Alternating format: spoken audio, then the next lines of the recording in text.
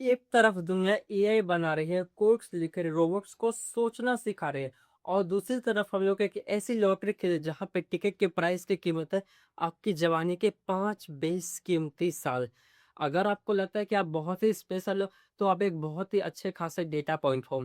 India में दो चीजें सबसे ज्यादा चलती है, पहला क्रिकेट और दूसरा सरकारी नौकरी का सपना। हर साल यूपीएससी के लगभग 13 लाख से ज्यादा फॉर्म भर जाते हैं, वैकेंसीज 1,000, और सिलेक्शन रेट लगभग 0.1%।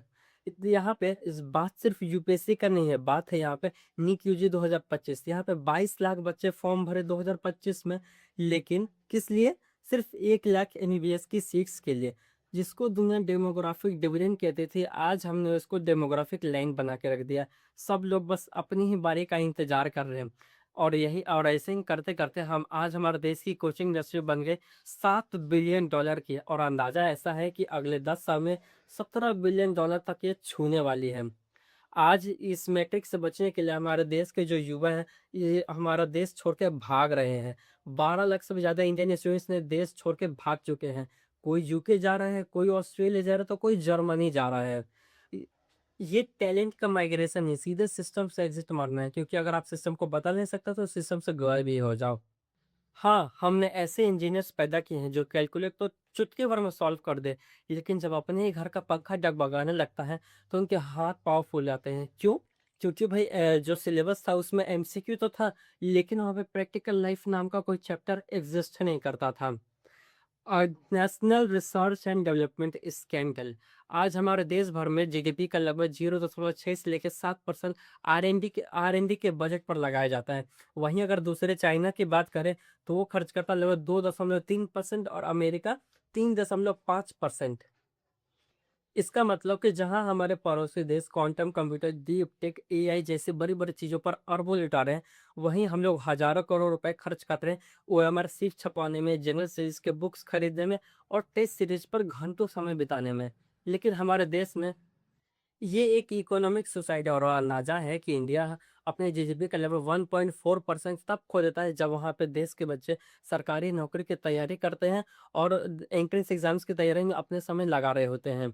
अगर हम लोग यहीं पे ग्लोबल इनोवेशन इंडेक्स की बात करें तो इंडिया का रैंक आता है 38वें नंबर पर, लेकिन जैसे ही इसी इनोवेशन को बिजनेस में कन्वर्ट करने की बारी आती है, वहाँ हमारा बिजनेस सोफिस्टिकेशन आज हमारे देश भर में 64वें रैंक पर दुनिया भर में रैंक करता है।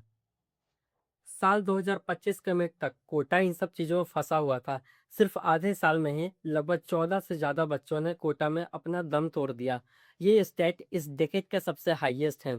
हम एजुकेशन नहीं, सीधे एग्जिट मर रहे हैं, कभी जिंदगी से तो कभी देश से।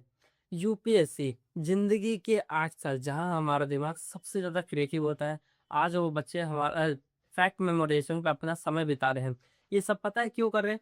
सिर्फ उस 958 सीटों वाली बस पर चढ़ने के लिए, जो 9 लाख लोगों के स्टेशन पहुंचने से पहले ही खुल चुकी है।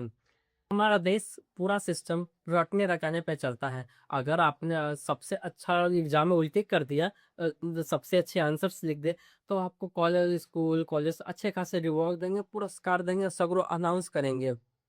हमें इस गेम को अभी खत्म करना पड़ेगा, इससे पहले कि आगे बहुत बड़ी भीड़ मचल जाए।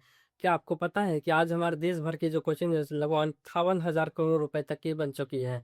ये अगर अगर हम लोगों ने इससे नहीं रोका, और आप अपने करियर पर फोकस नहीं कर पाए, अपने स्किल्स पर ध्यान नहीं दे पाए, तब होगा क्या कि ये जो कंपनीज है वो हमसे फायदा लेकर के निकल जाएंगे और पहुंच जाएंगे सीधे यूनिकॉर्न कंपनीज के लिस्ट में। बस हमारे देश का इनोवेशन कंट्रीब्यूशन लगभग 36%, वहीं अगर दूसरे देश का देखें तो लोग आसानी से 70% पार कर जाते हैं। अगर हम लोग थोड़ा ध्यान दें रिसर्चर्स की तरफ कि हमारे देश भर में लगभग 10 लाख पर कितने रिसर्चर्स हैं, तो लगभग 260 रिसर्चर्स है पूरे 10 लाख लोगों की जनता पर। वहीं अगर हम दूसरे देश के देखें जैसे कि जर्मनी, तो वहाँ पे लगभग 5,000 रिसर्चर्स है 10 लाख लोगों पे। यूएसए में लगभग 4,000, और चाइना में यहाँ यहाँ तो सीधे 1,500 लोग, यानी कि हमारे पड़ोसी देश भी हमसे अच्छा परफॉर्म कर रहे हैं, और हम लोग सिर्फ पांचवी और छठी इकोनॉमी के आगे पीछे घूम रहे हैं। इंडिया अपने जीडीपी का एजुकेशन पे लगभग 4% खर्च करता है, लेकिन वहीं पर अगर ग्लोबल बेंचमार्क देखें तो वो 6% आता है। क्या आपके आपके फेवरेट टीचर्स ने आपको ये बताया कि उनकी एनुअल इनकम कितनी है, उनके कंपनी के वैल्यूएशन कितनी है, वो लोग कितना ज़्यादा टैक्स भरते हैं और जो आपको जो सर्विसेज़ देंगे, उन सर्विस की वजह आप कितना उनके आसमान को छू सकते हैं? तो समझिएगा, लगभग 2019 से लेकर 2020 के बीच में ये जो जितना भी कोचिंग इंडस्ट्री के जो कंपनीज़ थे, उन्होंने लगभग 2250 करोड़ रुपए जीएसटी के टैक्स भरे हैं। वहीं 2023 से लेकर 24 के बीच में 5,500 करोड़ इन लोगों ने टैक्स दिया। इतना पैसा। और वहीं अगर हम लोग अपने जो आपके जो फेवरेट टीचर्स हैं उनके उनके इनकम को अब ज़रा देखते हैं। आपके जो मैथ के टीचर है वो लगभग 5 से लेकर 6 करोड़ उनके एनुअल कमाई हो जाती है। वहीं आपके इंग्लिश के टीचर का 10 से 12 करोड़। और जो आपके जो यूपीएससी के टीचर्स है वो एकदम टॉपर है, लगभग 25 से लेकर 50 करोड़ तक का उनका हो सकता है।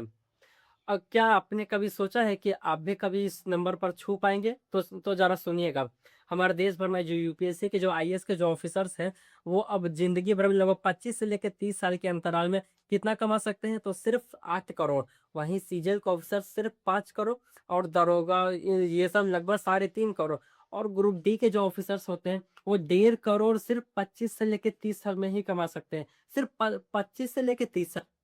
यानी कि पूरी ज़िंदगी वो लोग लगा देंगे तब जाके वो करोड़ पर छू पाएँगे।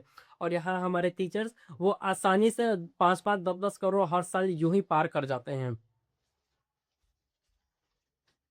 इससे क्या फ़र्क पड़ता है? वॉइस किस ओलंपिक्स के वोकेशनल स्किल्स में चाइना ने जीते 36 गोल्ड मेडल, इंडिया ने जीते अंडा। वहीं अगर इंडस्ट्रियल बेस के मामले में देखा जाए तो चाइना आज हमसे 20 से लेके 30 साल आगे है। वहीं अमेरिका हमसे एआई कंप्यूट पावर के मामले में हमसे लगभग 35 गुना आगे है। यही यही होता है। अगर आप अपने एजुकेशन पे ध्यान ना दें, अपने जीडीपी पे, तो आपका पूरा ध्यान हो, तो बस आपके देश का कुछ ऐसा ही कंडीशन होगा कि आपके पड़ोसी देश हर चीज़ में आगे निकल जाएँगे। वहीं अगर देखें तो अमेरिका और चाइना ने बनाया डीप सीक जैसे उनके जितने भी बड़े-बड़े कंपनीज़ को वीवो, ओप्पो जैसे फ़ोन्स हमारे देश भर में आ जाते हैं।